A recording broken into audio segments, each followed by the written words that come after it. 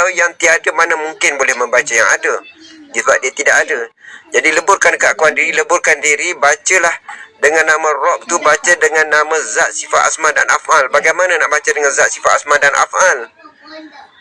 Di situ bahawa bacalah af'almu. Baca af'al tu perbuatan kamu tu daripada siapa? Perbuatan Allah, kudrat Allah. Jadi nak baca tu, baca mana? Biar kamu membaca perbuatan kamu, af'al yang kamu baca tu. Af'al tu masyariat, perbuatan yang kamu zahir, kamu nampak perbuatan tu. Perbuatan tu adalah syariat. Tapi kamu baca dengan syariat, kamu pergi pada baca melalui tarikat. Tarikatnya asma, asmanya, namanya. Daripada asma, kau baca dengan hakikat.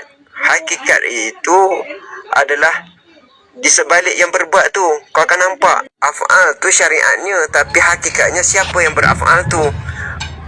Kudrat siapa?